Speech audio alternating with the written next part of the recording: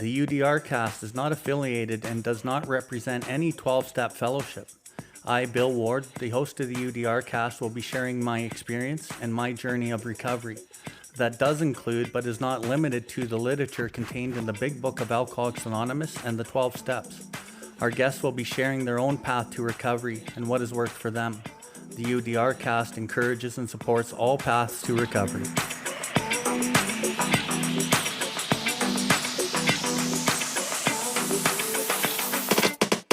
Welcome everybody to the Theudrcast. UDR stands for Uncover, Discover, and Recover. My name is Bill Ward, and I'm coming to you from the recovery capital of Canada, Calgary, Alberta. Here we are going to discuss everything recovery, different perspectives, different experiences, both with the people I know and with others from around the world. If you resonate with anything you've heard on this episode today, we ask that you share it with anyone who you think may benefit from it. If you have any questions or comments, please find us at billward.life and send us a message in the info section. We'll get back to you as soon as we can. If you are interested in more recovery content, you can find the buttons for the YouTube channel and other social media outlets on the homepage, and you will be redirected to those platforms. We can recover, one person, one family, one community at a time.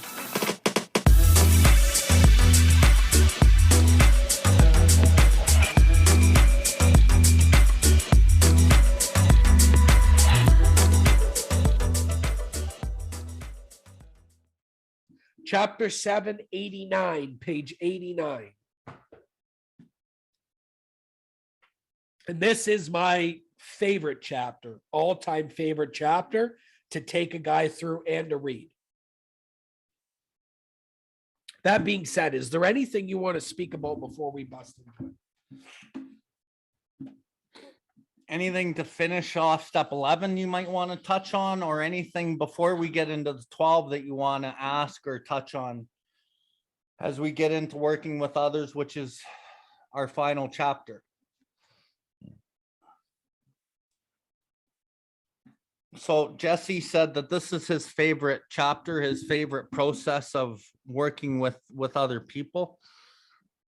I've got to say that I don't think this is my favorite chapter, but I think it's one of the most important chapters.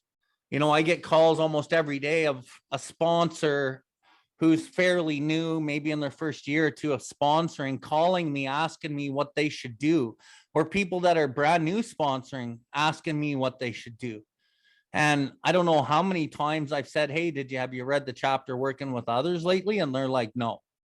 And it's like, fuck, man, this is clear-cut directions of how to work with somebody. This has all the nuts and bolts and everything you need to know on how to work with somebody. And if you had actually read this and then called me, then we can have a pretty good descriptive call on what you're dealing with, right? Because some of the nonsense that I hear of brand new people sponsoring and what they want to do, we're here to carry the message. We don't carry the alcoholic. But a lot of new people will inadvertently carry the new alcoholic and fucking cause themselves a lot of pain and give themselves a bad taste in their mouth of sponsorship and then start veering away from it, which is a grave mistake, because this chapter and working with others is actually your greatest gift of the program. It actually produces the most healing of your defective character, allows you to get connected more with God, and it has every aspect of the program intertwined into the literature and the rest of the steps. So, you know, I do love this chapter and I do refer to it quite often. I don't read it probably as much as Jesse. Jesse does specific work with his guys. He will take them through the book one way, and then he takes them through the book only in working with others from a sponsorship point of view. And then he does workshops with his old sponsees and fucking takes them through this chapter in small groups, right? And so he's really involved in this chapter. So yeah, that's all I have to say about it. I mean, Bill did, you know, in what he's sharing about, he did explain some of the aspects of why it's my favorite chapter. It's my favorite chapter, especially from a sponsorship standpoint, because this is the chapter that pulls the veil, pulls the curtain back on everything that I've done with them up to this point. You know, why I've said certain things, why we've done certain things, why I've taken them through the book a certain way. This chapter is the clear do's and don'ts with sponsorship.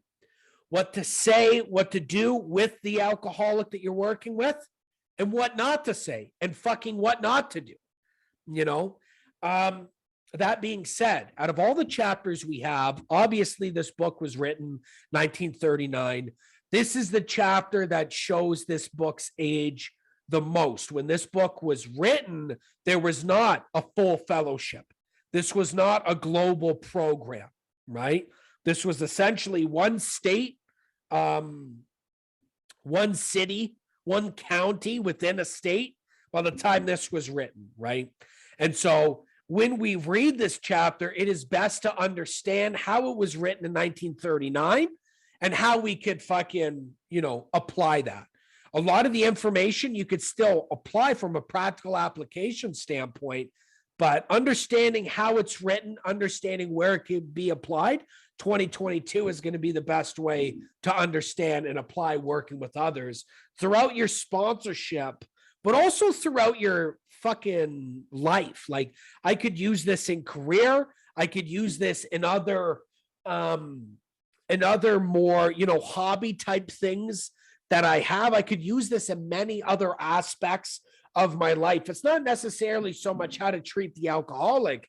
It can be in many respects how to treat, the other person, the other human being that you're dealing with, communication standpoint, in whatever setting that may be in. So with that being said, let's bust into it. I think you want to do just the first page or what? All right. Chapter 7, working with others, page 89.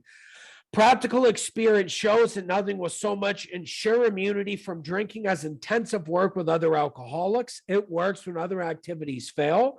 This is our 12th suggestion. Carry this message to other alcoholics you can help and no one else can. You can secure their confidence when others fail. Remember, they are very ill. Life will take on new meaning. To watch people recover, to see them help others, to watch loneliness vanish, to see a fellowship grow up about you, to have a host of friends. This is an experience you must not miss. We know you will not want to miss it. Frequent contact with newcomers and with each other is the bright spot of our lives. Perhaps you're not acquainted with any drinkers who want to recover. You can easily find some by asking a few doctors, ministers, priests, or hospitals. They will be only too glad to assist you. Don't start off as an evangelist or reformer. Unfortunately, a lot of prejudice exists. You will be handicapped if you arouse it. Ministers and doctors are competent. You can learn much from them if you wish. But it happens that because of your own drinking experience, you could be uniquely useful to other alcoholics. So cooperate, never criticize. To be helpful is your only aim. When you discover a prospect for Alcoholics Anonymous, find out all you can about him. If he does not want to stop drinking, don't waste your time trying to persuade him. You may spoil a later opportunity. This advice is given for the family also. They should be patient, realizing they are dealing with a sick person. If there's any indication he wants to stop, have a good talk with the person most interested in him, usually his wife. Get an idea of his behavior, his problem, his background, seriousness of his condition, and his religious leanings. You will need this information to put yourself in his place to see how you would like him to approach you if the tables were turned. So going back to where Jesse started reading, nothing will so much ensure immunity from drinking as intensive work with other alcoholics. That statement alone should be enough to get people working with other alcoholics. The thing about this illness is after time, you don't think you have an illness. And because you feel better, you think you are better, right? And then a lot of people, because selfish self-centeredness is at the root of our trouble, a lot of people go into the 12-step selfish and self-centered. And then what happens? Well, I'm not qualified to sponsor anybody. I don't want to kill anybody. Any excuse at all that they can come up with so that they don't have to fucking start doing this work. But this is the work that you really want to do. You just don't know you want to do it at first, because it actually does interfere with your pleasures. It does interfere with a lot of things that self wants to do in his life. But it's also the greatest gift that you don't know until you're down the road. And I'm going to say you don't really get it until you're probably 20 guys in, 30 guys in. That's when you really start getting it, maybe even 50 guys in. That's when it really starts showing you the results. It bears the fruit that you didn't know it was going to bear. So it works when all other activities fail. So if you're a struggling alcoholic, you're fairly new in recovery, maybe, you know, you're in your first 2, 3, 5 years even, and you haven't really worked with others, you're going to always go to the inventory, you're going to go to prayer, and you're going to go to meditation, and then you still go, something's not quite right. Because this works when all those other activities fail. And this is part of the program. In the doctor's opinion, on the very first page, it says, as part of his rehabilitation, he commenced to present his conceptions to others, impressing upon them they must still do likewise with others. This is a requirement. Must is a requirement. We work out our solution on the spiritual and altruistic plane. The altruistic plane, when working with others, is a key component, and it comes later, because when you first start working with others, you're not really doing it altruistically, you're doing it from a selfish motive. So it's just an altruistic action. And what's the selfish motive? Well, you don't want to die and you've been told to do it, so you're going to do it. But the motive really isn't there to be altruistic yet. So it starts as an altruistic action. The thing about altruistic action is it takes you to a place where you start feeling better. And through that altruistic action where you're doing it now to feel better, it's still not fucking altruistic. It's selfish still. But then you keep doing it because it makes you feel better, which is better than when you were doing it because you didn't want to die. So you've moved up the food chain towards humility, towards altruism. And then you keep doing it, and then down the road, it's just the right thing to do, and you fucking help others without reservation. And the without reservation is key, because if there's still a reservation, then you're still fighting self. You're always wondering how this is going to affect me and my life and my plans and my little plans and designs. How is this affecting me? Down the road, it's like it doesn't matter how it's affecting you because you don't care, because your life is dedicated to fucking helping somebody, service. And it becomes altruistic, which is where the gifts of the fourth dimension lie. So this works when all the other activities fail, but most people don't want to do this part of it. They'll just focus on inventory. Why? Because they want to feel better. And there's no more selfish motive than doing inventory just for you over and over and over for years and years and years. But the thing is it doesn't really quell the restless, irritable discontent. You get spurts of it being quelled, but you still suffer from a lot of the fucking old pangs of this fucking untreated alcoholism. This is the greatest gift right here. Remember, you can secure their confidence when others fail. You know, I can use my greatest deficit. Bill W. was smart. He used our greatest deficit. My greatest shame of an addict alcoholic becomes my greatest asset. And I can use my depth of my experience in active addiction to help relate with them, and then use the weight and show them what has worked for me, which is typically why they're even going to talk to me anyway. Because if I'm just talking about the problems all the time, they don't want to talk to you. They want to talk to you because you got something that they want, and they might not even really know what it is yet, but it's that little light that's burning in you. That's that hope. It's that fucking God dope that they're looking for, that they don't even really know yet. Remember, they are very ill. You should underline that, because as we go into the process of working with others, we think that these people are just normal. And then we start resenting them as they fuck with our time. We start resenting them as they fucking say stupid shit. We start resenting them as we watch what they're doing in their life. But we got to remember, they are very fucking ill. And it really hammers that home through this chapter. It says it a number of times. And remembering that, like, I work with a lot of new sponsors who are sponsoring, and they call and they're fucking pissed off at the guys that they're working with. And a lot of guys are wasting their time and blah, blah, blah. And the list goes on and on. And I got to remind them, dude, you're working with a very ill person. And this isn't about so much them. It's about you. You're sober. You're growing in understanding and effectiveness. You're fucking gaining in humility. You're learning.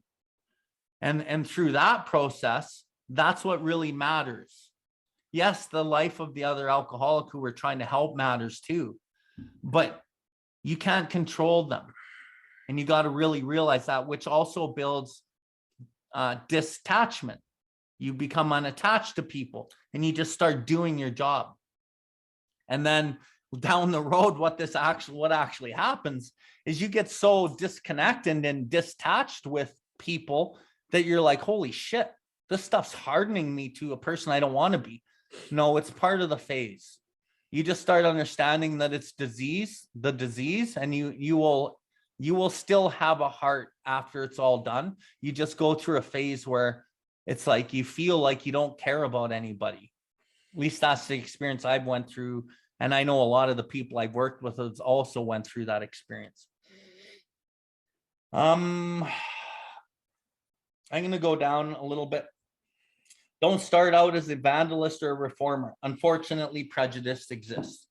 So the thing for me, as I work with a lot of people in my First Nations community and they know nothing about me, I have no reputation where I work. In the regular recovery community here in Calgary, I have a reputation and it actually precedes me. And it's a good thing as far as me helping others, because people are willing and they'll listen to what I say because they have respect, because my reputation is a good reputation. But out where I work, no one knows me and I have no reputation.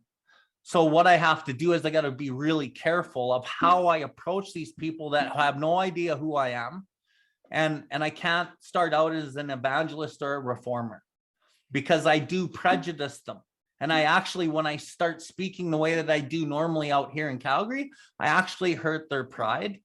And then they fucking push away and they just think I'm an asshole. And then they fucking don't want anything to do with me. So I have to really learn how to navigate all of this carefully in different parts of, my world or the world. Now, back to where I'm useful in my recovery community in Calgary. I can go a little bit more as an evangelist or a reformer in a sense. And I don't mean by the definition of that. I mean, I can speak the truth in a more convicted way because people are fucking listening, because they've given credence to my words and my reputation is good and my sponsorship results have been seen. So it works pretty well. And I use that as a tool to my advantage, not out of ego, usually, but out of a sincere desire to speak the truth and be helpful and help people fucking see the truth so that they can actually guide themselves in a good way. And I can help guide them in my own way.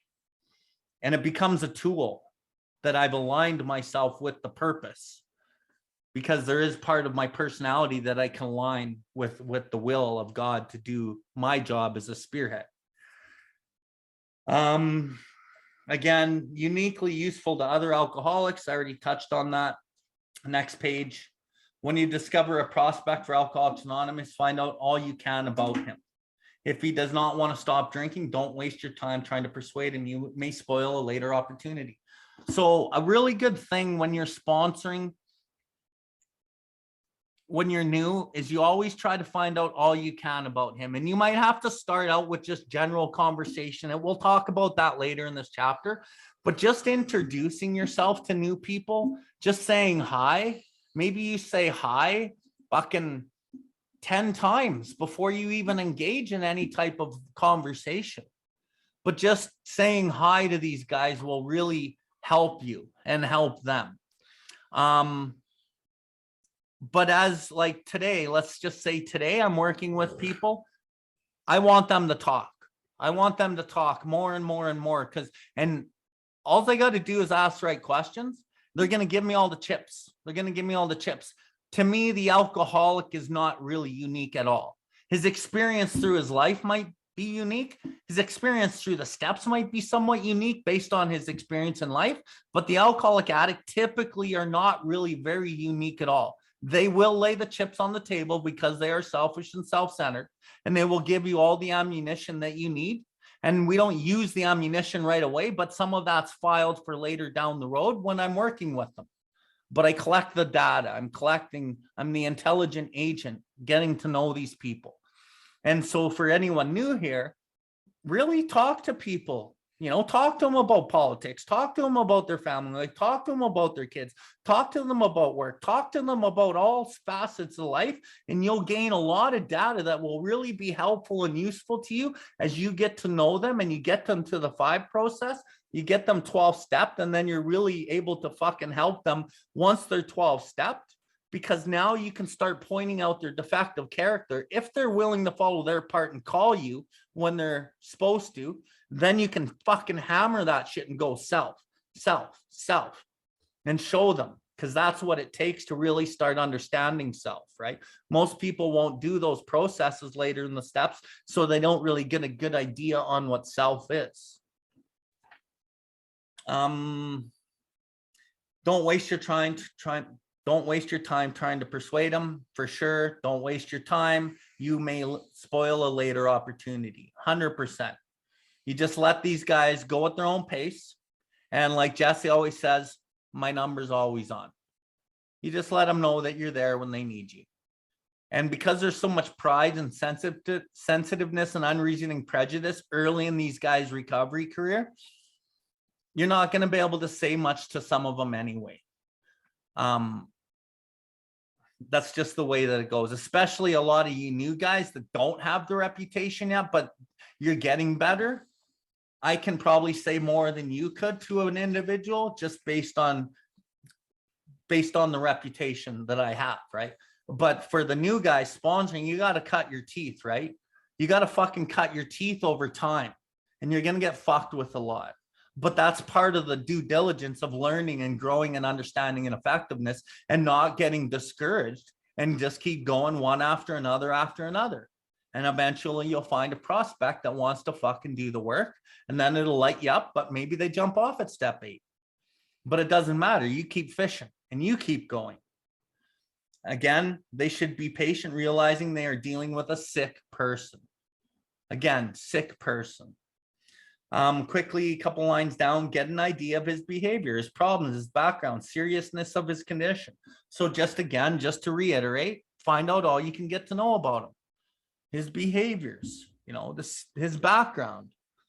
And talking with these guys, you'll always find stuff that you don't think you really need right at that moment, but it comes down the road. You'll use some of that information to be able to know him.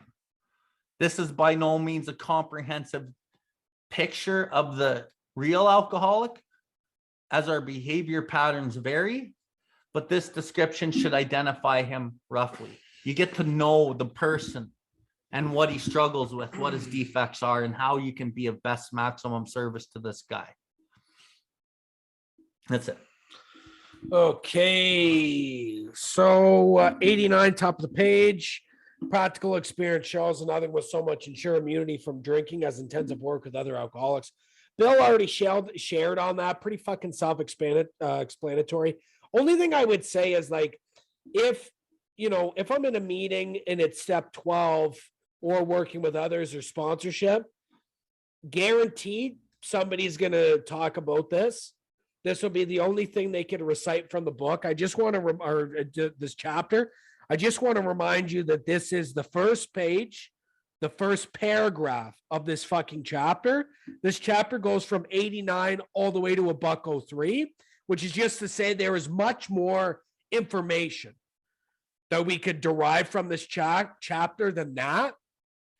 And this does get explained. There is a little bit more mechanics, practical application that is chatted about in this chapter to bring that to life, to bring the sponsorship to life, to bring the immunity to life, to bring the intensive work with other alcoholics and what that looks like to life. So that's all I want to point out on that.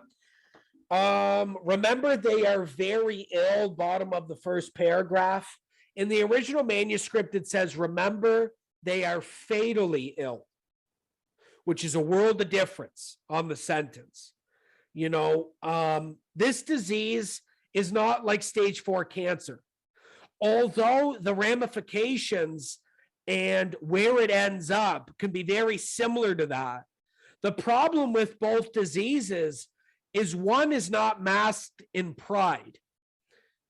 Alcoholism, the alcoholic, that disease is fully masked in pride. So this person is fatally ill. Very good chance they could die from the disease, but it's masked in such a way that will fucking always rub you the wrong way. You know, this guy's homeless. He just got off a run. He's picking up his 24-hour chip.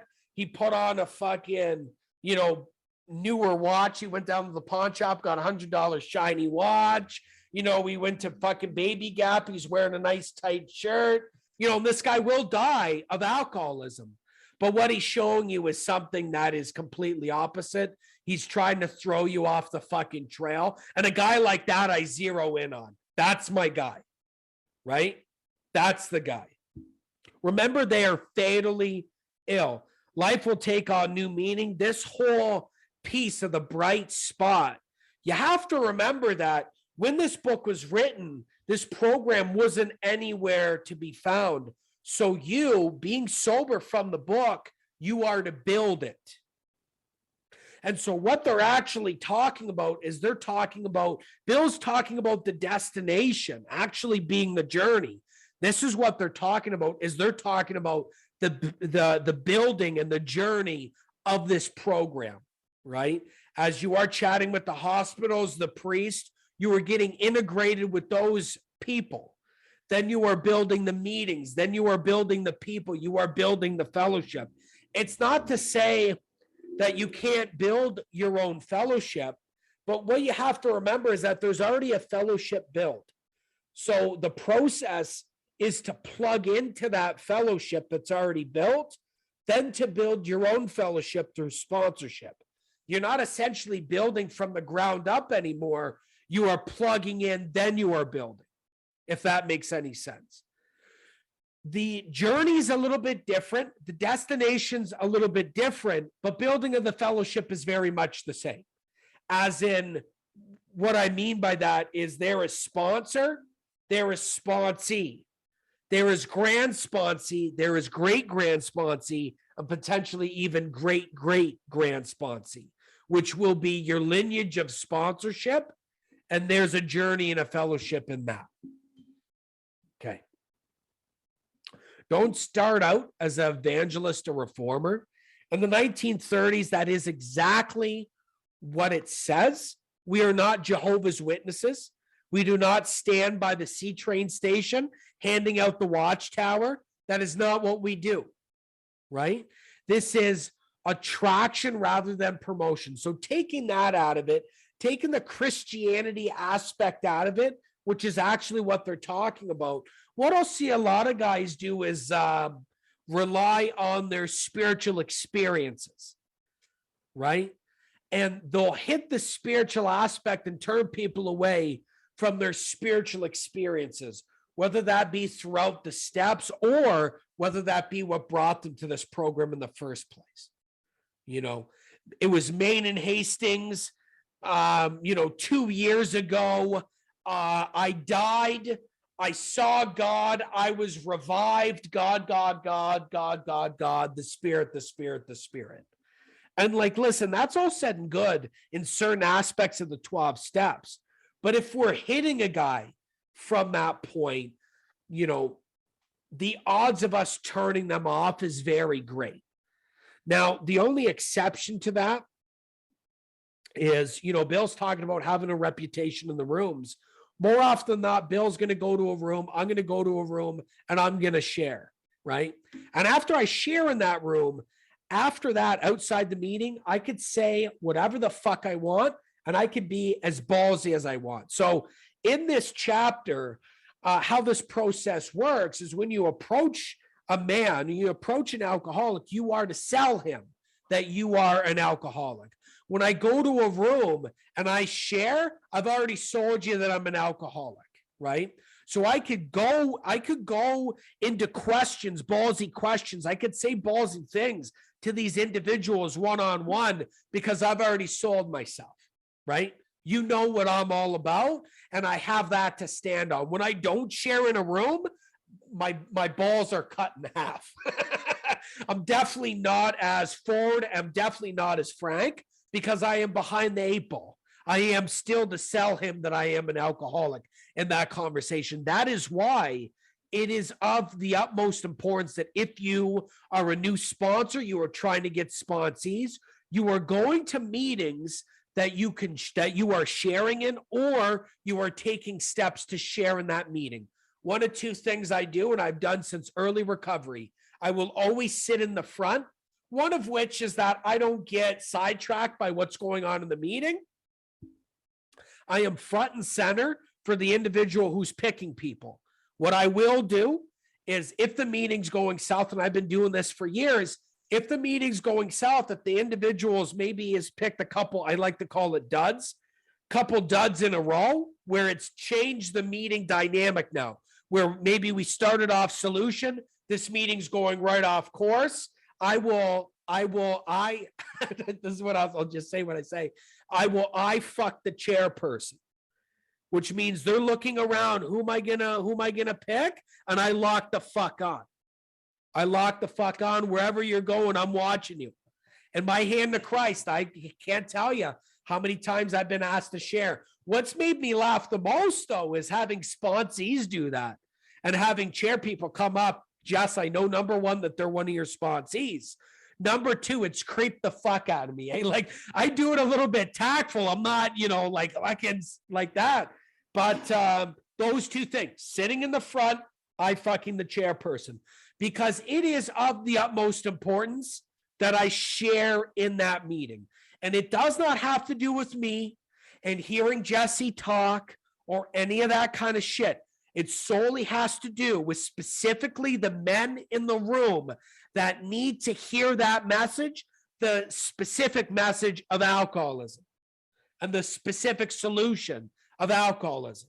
It's not about me and hearing me. I hear myself talk all day fucking long. Being in sales, I am on the phone, talk. In reality, by the time I'm off work, I am fucking sick of me in many respects. And Kelly's like, oh, why don't you have anything to say? I'm fucking done. I'm done for a couple hours of fucking talking. Has nothing to do with that. It has to do with what I said previous. At the bottom of this page, to be helpful is our only aim. So this kind of coincides with remember they're fatally ill. But the day itself, getting enough calls, getting text, help this, help that. Guys, meeting a guy here, and this was early recovery, hasn't happened in a while, but for the first year or so of sponsorship, it's, I'm going to meet you here. You fuck me off on my time. We're going to get together, complete ghosts. Guys asking for 20 spots. Guys not understanding what sponsorship is. They think you're a taxi cab. Guys getting ballsy. These types of things. Guys just absolutely using you as a doormat is the absolute essence of early sponsorship. And, to be helpful is my only aim. And this is a little bit more at the end of the day. These guys will burn you. You will get burnt. You will get upset without exception. There's no exception to that rule. That's the name of the game. To be helpful is your only aim. I suggest you bring that into your nightly meditation when you review your day. Where were you helpful? Where did you try to be helpful? What you will do moving forward is get more boundary. That's what stops guys from using you as a doormat, fucking you around with your time, is you set up boundaries. But the catch-22 is, how do you know what boundaries to set up with? Guys have to use you as a doormat for you to understand that, for you to set the boundary. If he does not want to stop drinking, don't waste your time trying to persuade him. Why? You may spoil a later opportunity. We do not go to bar rooms and pull guys off of fucking bar stools. We do not go, hang out by the alpha houses in the D-doxes, handing out AA pamphlets, any kind of nonsense, complete nonsense like that. We do not do that here. And why we don't do that today is because, and why they didn't do it back then, at least because we offer a solution here that does not need to be sold like a commodity or a product.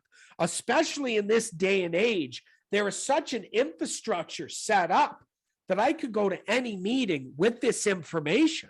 And I have the ability, if I'm, polished enough and I'm at a batting average of 6s, one being an absolute terrible share and 10 being you hit it out of the park.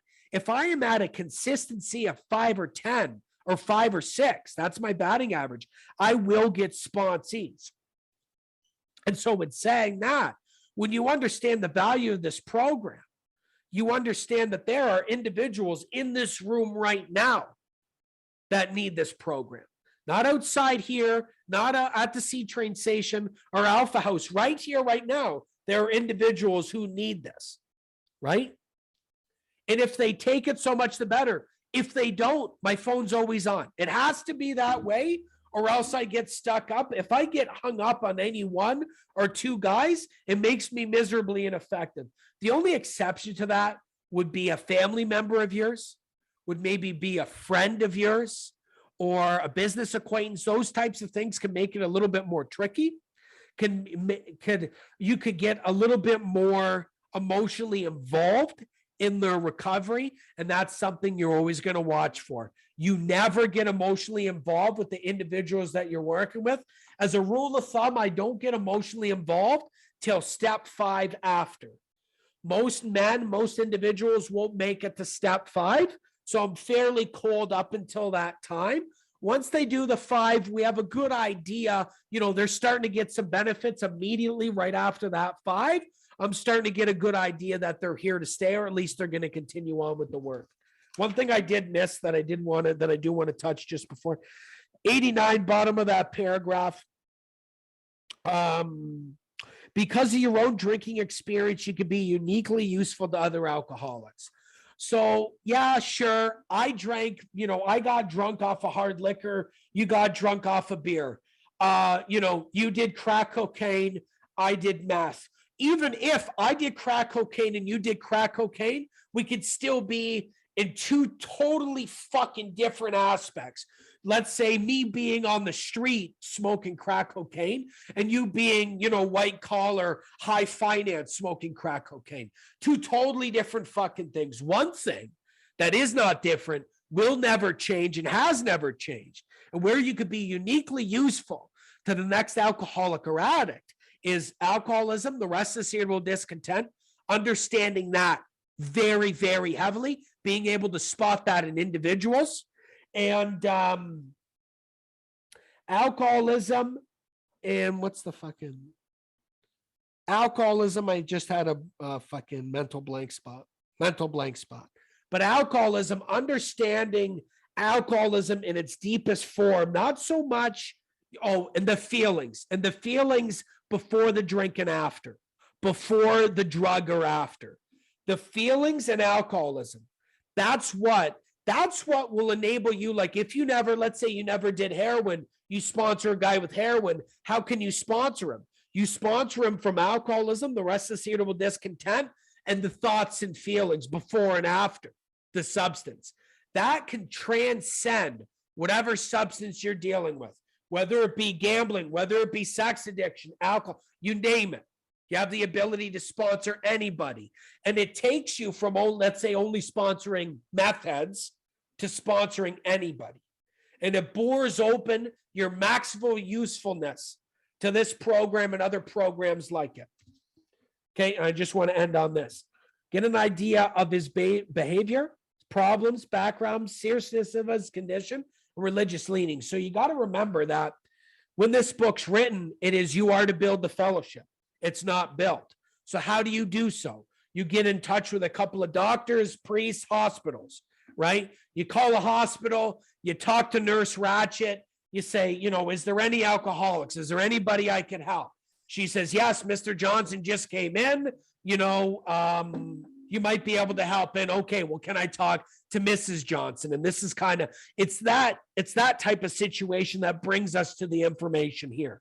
You chat with the person most interested in him, usually his wife. You were talking to Mrs. Johnson. You were asking her these questions. So you're dealing with the middleman. That's not always the case, but that did happen often. That still can happen today. Not so much by the process that I've described, but you can meet a man through his family through Facebook. Let's say it's your aunt's friend, her son, right?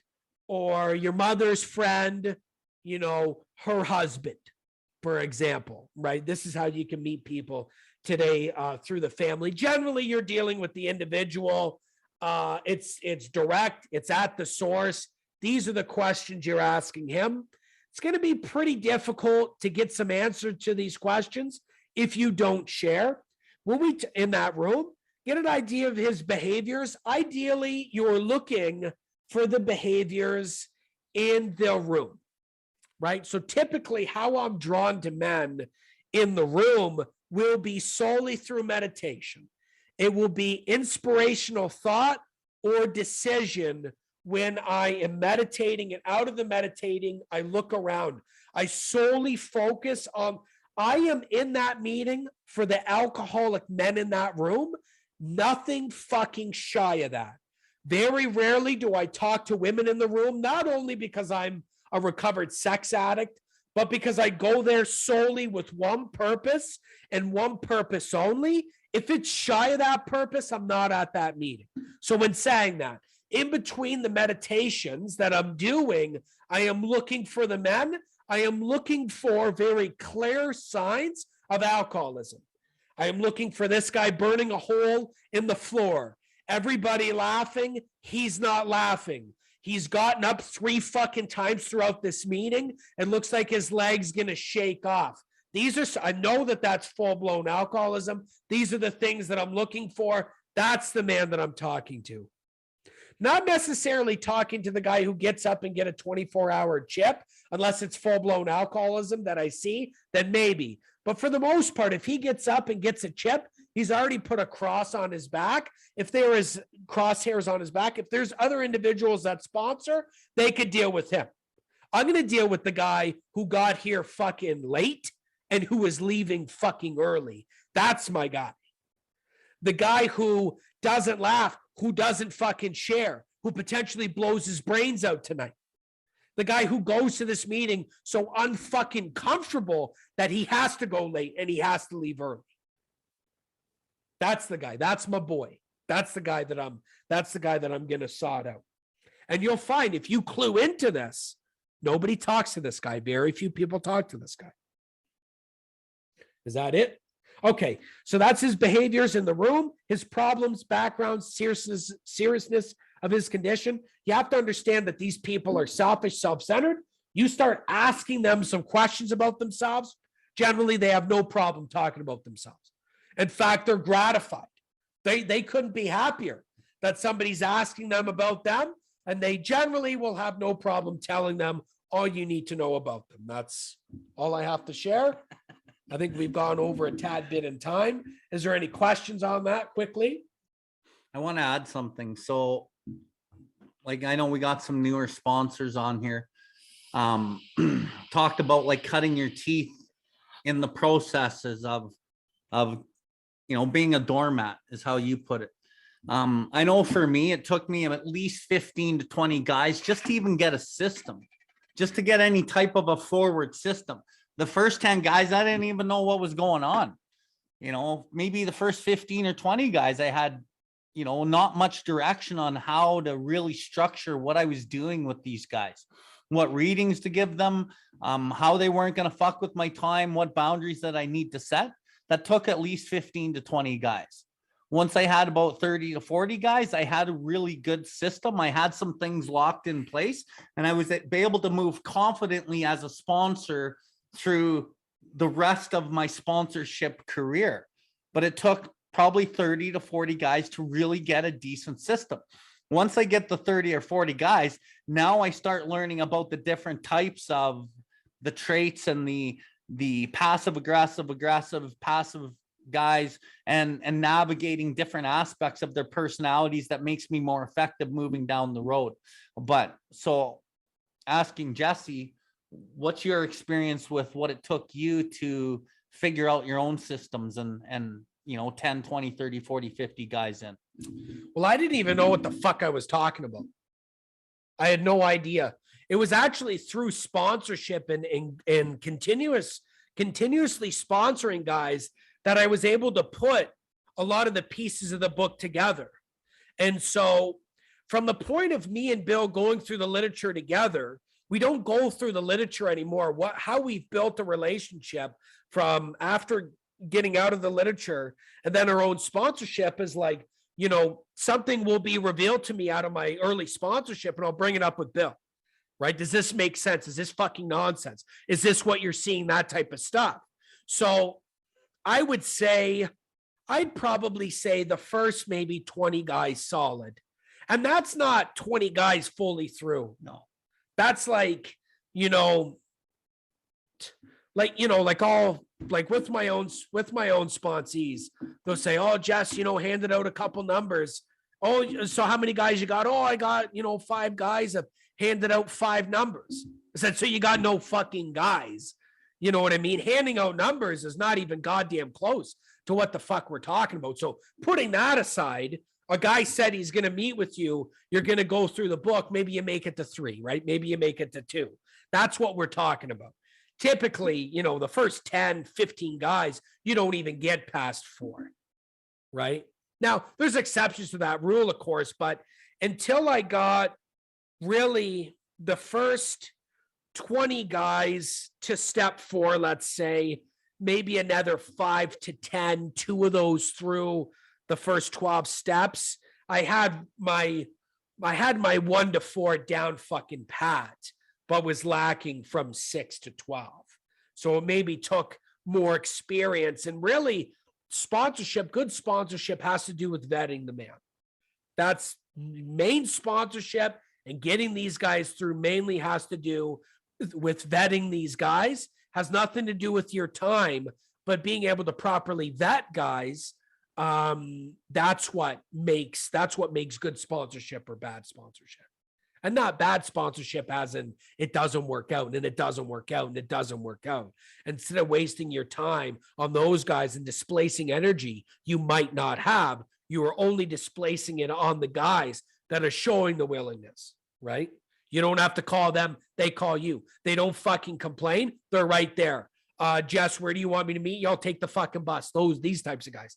The types of guys, when I boot them out of my car, they're holding on to the fucking bumper because they don't know what they're going to do now. They don't know how they're going to move on from this fucking hour to next, right? Those are the guys we're talking about. But I would say in the numbers that I just said, typically, but fuck, who cares about even talking about this now? We got a whole chapter to really bust into it. So with that, going to end it. Hold on. We got a question.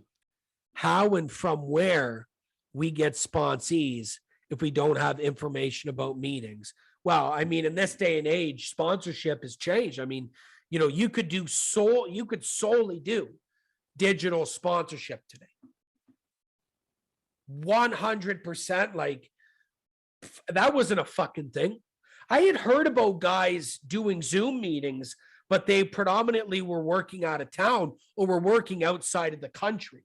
There's only one guy I knew that did meetings like we're doing now. I mean, this has been so streamlined that people know what to do. They know how to do it. You could do DMs, like you could do private messages. You could give people your number. Today, maybe there was excuses 6 years ago, 5 years ago with real sponsorship one-on-one. There's absolutely no excuses today. You don't even have to go into in-person meetings. You could do solely digital meetings.